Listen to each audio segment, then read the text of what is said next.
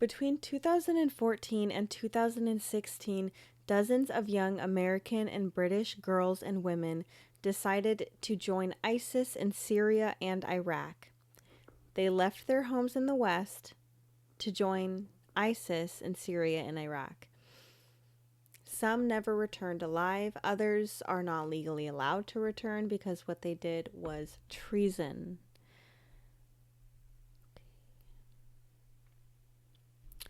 Why would these girls betray their country, their families, and risk everything, including their own lives, for a brutal terrorist group? That was something that I asked myself all the time when I heard this going on. I was in high school and I remember this like it was last week. My name is Jessica Aranda. This is Pretty Politics, and today we're going to talk about ISIS and how the propaganda that was spewed from them convinced young women in America and in the UK to leave their homes and go to Syria.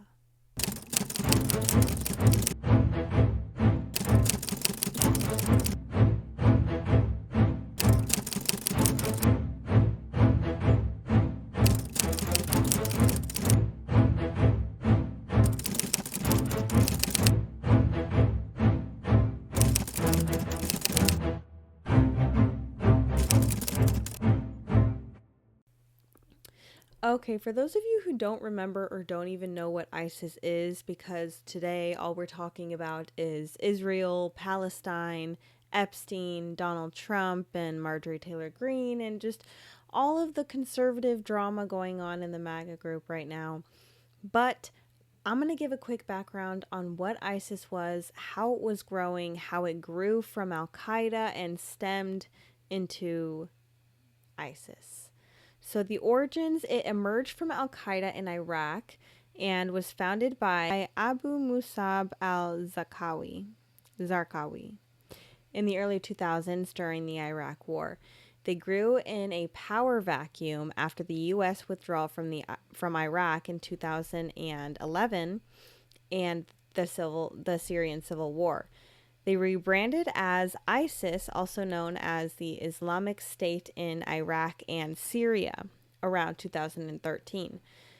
They declared a caliphate in June 2014 under Abu Bakr al-Baghdadi, claiming authority over all Muslims. Their ideology was ultra-fundamentalist Salafi jihadism, even more extreme than Al-Qaeda.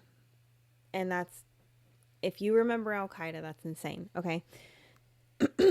They believed in restoring the global caliphate, violent enforcement of Sharia law, genocide of non believers and apostates, slavery, especially of Yazidi women. They use apocalyptic theology, believing the final end times battle will occur in Syria. Their tactics and operations where they were highly organized military units, used former Iraqi Ba'athist officers, I don't know how to say that, I'm sorry, in command structure. They were infamous for beheadings, crucifixions, mass executions, sexual slavery, and media propaganda. I remember the beheadings that were going on when I was in high school. I couldn't believe it. I couldn't believe that we had access to it and we could see it. It was mind-blowing to me that we were able to see that type of warfare and content online. It's much worse now, so whatever. They're funded through oil smuggling, extortion, taxes, ransom, and black market sales. They controlled major cities like Mosul, Raqqa, and territory across Iraq and Syria from 2014 to 2017. How they recruited people was they had expert online propaganda pushed out via glossy magazines like Dabiq, Twitter, and Telegram. They targeted disaffected Western youth, Muslim converts, and women seeking purpose, marriage, or rebellion from their current culture or state of life. So America and the UK were the obvious targets. They were sold this fantasy of a utopian religious state and a heroic struggle, right? We're always sold this utopia from the liars. They're always going to promise lower taxes, more women's rights, sexual freedoms, and then that's when they put the burqa on you, okay? Their downfall was that they lost territory from 2016 from 2019 due to the U.S., Kurdish, Iraqi, and coalition offenses. They now operate as decentralized insurgent cells, so they're still kind of around, but they're not as unified and militarized as they were in 2014. Okay, so it is the next day. I don't know what happened. My battery just did not want to cooperate with everything that was plugged into it. But we're going to continue on. And we were talking about the history of ISIS, how it was created, and sort of the role that it took within Western society. Okay.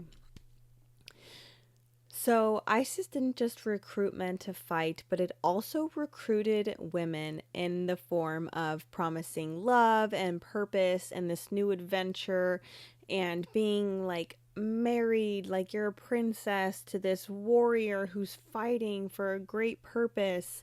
And they use social media campaigns to recruit girls via Instagram, Facebook, and online forums like Twitter. So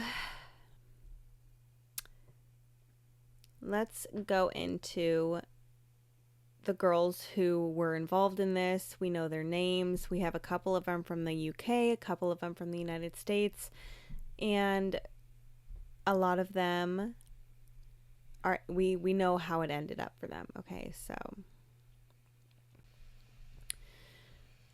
Okay, so here are some of the most well-documented cases of women leaving the West and going to Syria or Iraq to join ISIS. Okay, so we have first Hoda Muthana from the United States. She's from Alabama and she left for Syria around 2014, and she became an online ISIS promoter, and she was one of the bigger ones who got a lot of contacts and brought a lot of girls over, or tried to.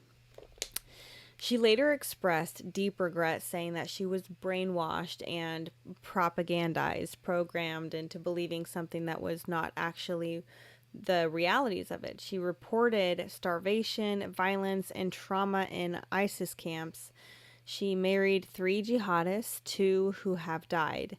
Her legal issues was she was stripped of U.S. citizenship, so she made her bed and now she has to lie in it. The next person is Daniela Green from the United States. She worked for the FBI as a linguist. Oh, linguist.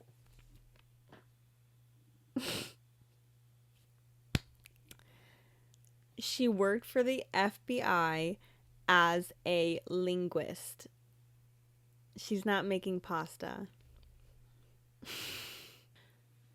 She had kind of a double life, and she secretly communicated via Skype with an ISIS member, Dennis Kuspert, and traveled to Syria to marry him.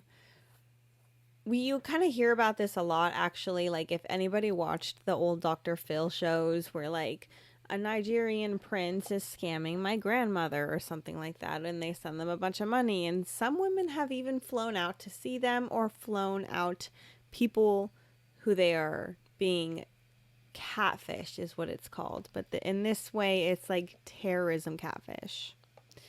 It's like a catfish in a burqa. She regretted her move soon after arriving and returned to the U.S. and cooperated. She pleaded guilty and served a 2-year sentence.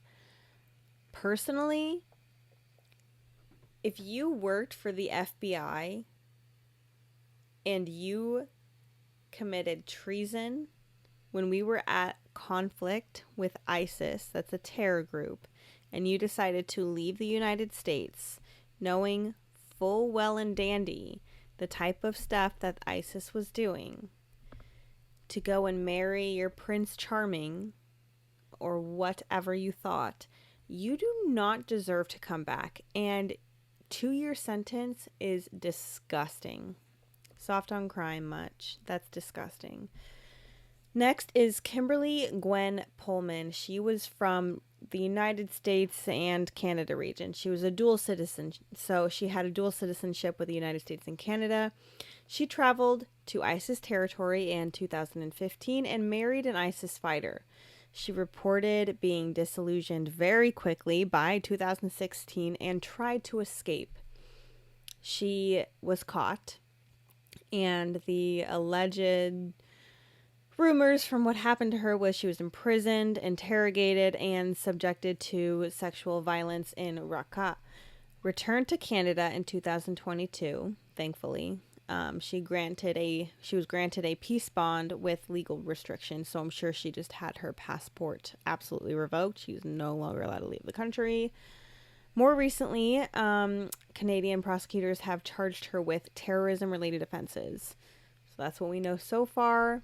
I'm not sure if she's going to be prosecuted. I'm not sure if she's going to get charged. We'll see. Next is Shamima Begum from the UK, one of the Bethnal Green trio with Amira Abbasi and Khadija Sultana. They left the UK, all three of them. That's why it's called the Green Trio. They left the UK in 2015, and according to witnesses, she was part of ISIS's morality police, Hizbah, carrying a Kalashnikov. Okay, I'm going to mess this up. She's carrying a Kalashnikov.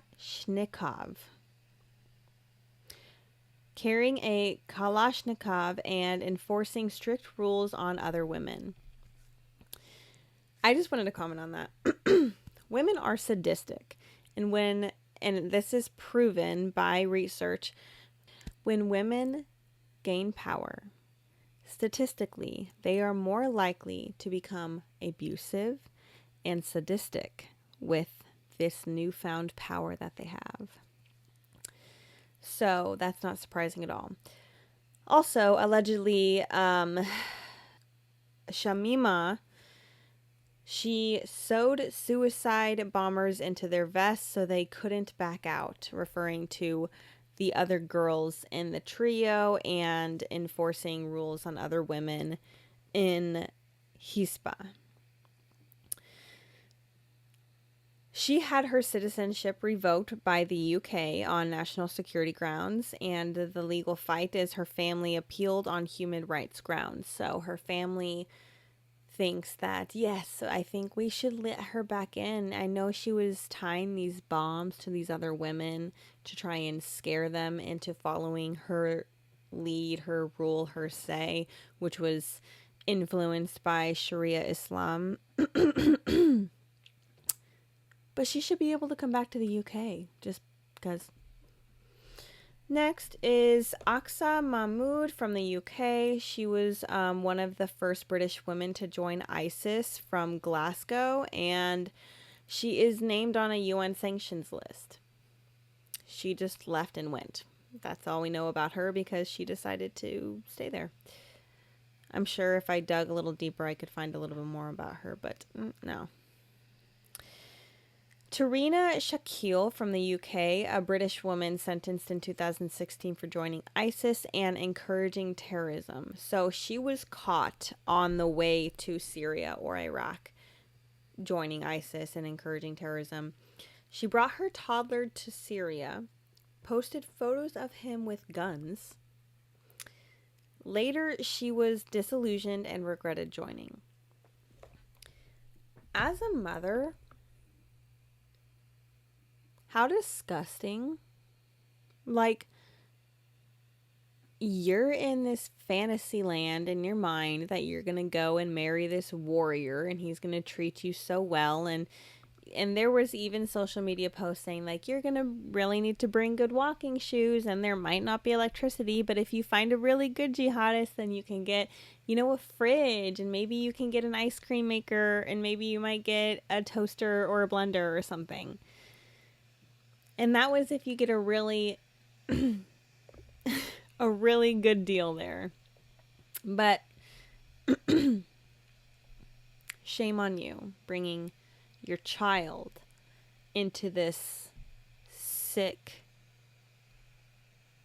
terror regime because you were so desperate to be validated in your hate or your fear of Western culture, Christianity. Why did these women do that? Or why did they think that it would go well? So there's an ideological religious appeal. Some women believed in a religious political ideology. ISIS offered a pure Islamic state and promised a meaningful role. They do that. They lie. It's called taqiyya. It's to convince people to become a Muslim. They were promised to be put on this pedestal, and I bet you none of these women ever even opened up a Quran and read the section where it tells women the role that they have in the marriage, in the household, and in society. Because your word is worth half of a man's. You need 2 women in order to count as 1 man. Okay? You were thought of and compared to as livestock. So there was a radicalization in online recruitment. There was a huge propaganda attack from ISIS, as you will, on social media sites like Instagram, Facebook, Twitter. And for some, ISIS used vulnerable individuals. So they would see people who are single, divorced, single mother, like we just talked about, bad mom. And promised a purpose, a belonging, and romance. Another reason women could have thought that this was a good idea is rebellion and identity. Now, for people in America and in the UK, if you grew up here, you know you've been taught systematically that we are the bad guys in history, forever and ever, amen. White people are born racist. So you're taught to hate yourself from the get-go. So for some, this was a rebellion against Western society or a way to reject the life that they felt trapped in because the freest countries trap you. Yes. The UK now for sure because it's leaning more towards Sharia and less towards Christianity. So they felt trapped. They were feeling alienated and disillusioned or disconnected. And ISIS made the idea of starting over in a caliphate seductive and appealing to the people who felt and were told that they were nothing and nobody and you're purposeless and worthless and mean and horrible and evil and it's in your blood. Another reason why this could have been why this was even possible is personal vulnerability. So for example, Kimberly Pullman's story suggests loneliness and trauma, I guess. I have a very low empathy radar. That's just who I am. Daniela Green apparently compartmentalized her double life and made a drastic decision. I don't give a shit. You're a traitor. Teenage girls like Begum may have been influenced by peer radicalizers or recruiters at a young age. Ideological indoctrination can be powerful, as we all know to this day, because indoctrination is the name of the game in the Department of Education. But I don't blame the teenage girls. I feel bad for them, and I kind of blame their parents, but I was a teenage girl once, and I know that, I was stupid, and they're stupid. Teenage girls are stupid. Teenagers in general are stupid. There might have been a misconception and some grooming going on. So later they claimed they were brainwashed or they misunderstood what they were signing up for. Hoda Muthana, for example, said she misread her faith and was manipulated. I don't know how you misread attack the infidels wherever you may find them, and you may strike your woman if she is too arrogant, forsake her in bed. Not sure how you misinterpret those things, but maybe you just didn't read them. Maybe you just didn't read them at all. The outcomes and the consequences of this entire debacle with ISIS. So many of these women ended up in detention camps run by Kurdish or other forces once ISIS collapsed. Hoda Muthana was held in a Kurdish-run camp, and there was public regret from these girls and public repentance, if you can say that. Hoda Muthana publicly expressed regret and asked to return to the U.S., even offering to give up her passport at the minimum. That is what should happen. If we decided, yes, you can come back, you should not be able to leave the country ever again. And some people, you know, if you are a PDF file, they take away your right to have internet access. I think if you are a traitor, you get stripped of your right to have internet access, period, done, the end. You can watch DVDs, read a book, touch grass. Daniela Green pleaded guilty but cooperated and got a relatively light sentence. No shit. That one is horrible. Okay. So their legal citizenship battles. Begum's citizenship was revoked. Legal battles followed, so that's ongoing. But Pullman was placed under a peace bond in Canada with strict restrictions, and more recently she's been charged with terrorism-related offenses, so that's ongoing. There is continuing risk or influence. Some former female ISIS members continue to spread ideology from camps. According to legal analysis, women in detention camps have tried to reassert their beliefs, recruit, or coordinate. The fear from government, these women might not just be former brides, but ideological actors. No shit. No shit. Women have been used in the pilgrimage version of jihad for centuries. For so many years. Like, a lot.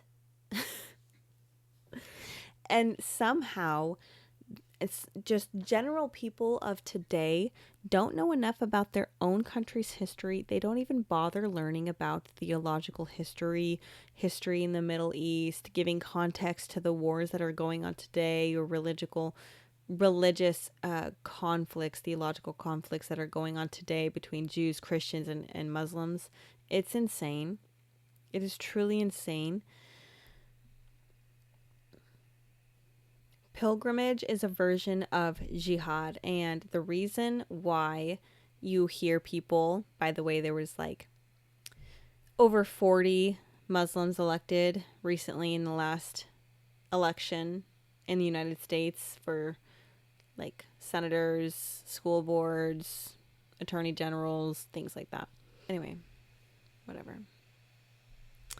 So the takeaways and the analysis points, I would say, is ISIS was not just a men's movement. It actually specifically targeted women in Western countries and tried to convert and spread into those countries, which is why I think is a big mistake on ISIS's part, because America,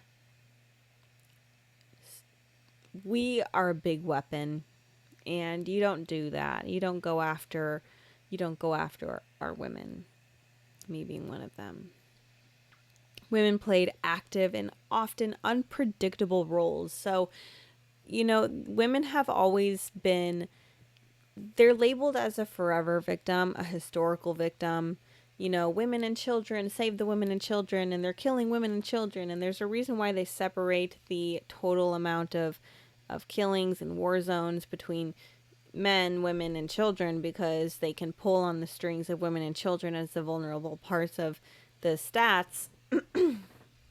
And we look at women, especially in these areas, as they're oppressed, they're subjugated to this rule and this law that they don't agree with, they don't love, they don't like, they don't want. And yes, there are plenty of Muslim women who do not want to be covered head to toe.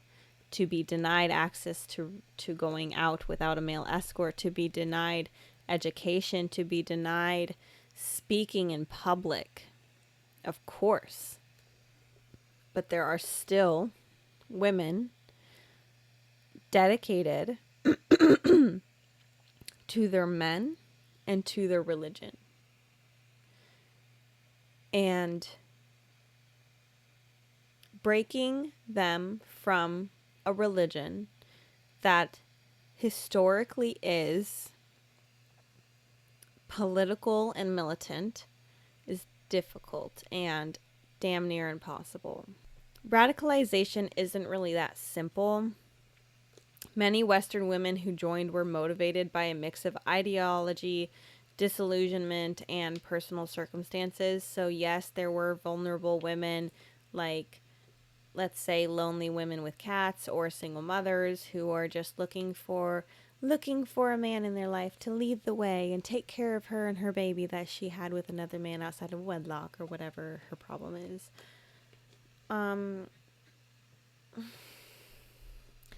I think that's weakness. Making decisions based off feelings like that is weak. I have very little empathy towards things like that, taking personal circumstances or ideology, and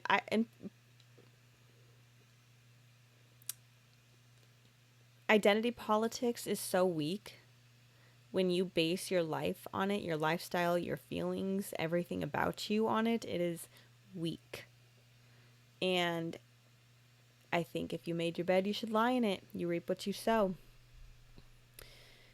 Media framing matters as well. So the way Western outlets talked about ISIS and shaped public understanding, but sometimes oversimplified the role of women, made them more of a unseen